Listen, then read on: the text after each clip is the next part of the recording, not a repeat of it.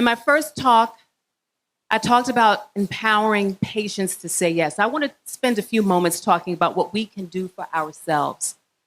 True story. I had an office manager. She said, Sherrine, I turned the lights off in my office to pretend like I'm not there, but I'm really off to the side eating my lunch, or I'm meditating because I'm so stressed out. And then I had an assistant share with me recently. She said, Sherrine, I only drink a half a cup of water during my lunch break to avoid having to use the restroom because there's not enough time.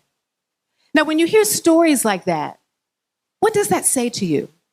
To me, it says that in dentistry, we go to great lengths to taking care of our patients, but we fail to preserve our mental, physical, and emotional well-being. So today, I want to just share with you two best practices. One that you can do for yourself, and one, if you're a practice owner, you can do for your team. So let's start with us.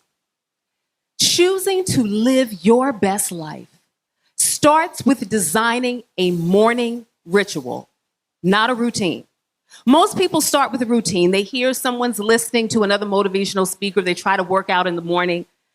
But that's not for them. It becomes mundane and it becomes an obligation. A ritual is different. A ritual is a practice that feels sacred. It gives your life meaning and power. For me, I've been doing the same morning ritual for 5 years. A patient gave me a book that changed my life forever. That book is called Jesus Calling by Sarah Young.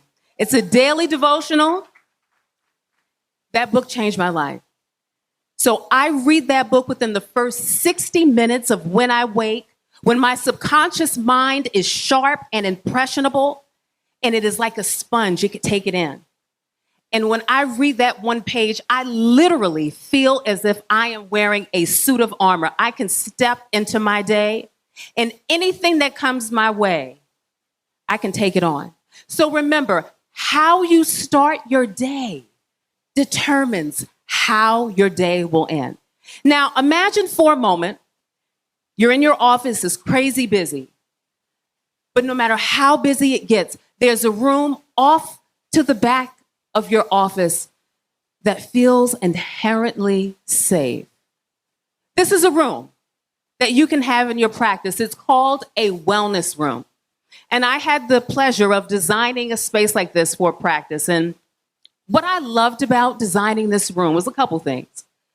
We decided that we were going to co-create and design this space together. So we sent surveys out to everyone in the office because, after all, this is a space for creating wholeness. So everyone needed to be involved. Now, before you panic about spending money, the good news is that we designed this space with an existing room that was being underutilized. We spent less than $300. So we said, first, everyone, we need to choose a paint color. It was a neutral paint. We chose a grayish color. The hygienist was an artist, so she created all the art. And then as far as the flooring, we said, well, what does everybody want? Do you want individual seating or do you want yoga mats? So we decided on yoga mats. And then the rule was that this was a room, one person at a time, 5 minutes. And then the amenities, we decided to include light therapy. And this is an electronic-free room. No phones unless you're going to listen to the Calm or Headspace app. And the collaboration and the engagement was powerful. Not only did this office, this little room feel safe, but the entire office was able to own and say, I'm not perfect. So it's okay if I need a few moments. Ladies and gentlemen, the secret weapon to your success in dentistry is not having a fancy website or a packed schedule. It is self-care. And now, more than ever, it is time for us to embrace self-care as an act of self-love that is non-negotiable. You are the authority of your health and your well-being. And it is up to you to decide to create a space where your staff can thrive with harmony. You cannot give to your patients or your team something you do not have. So I invite you today to embrace self-care as loving acceptance of who you are today, as you embrace being a better version of you tomorrow. Thank you.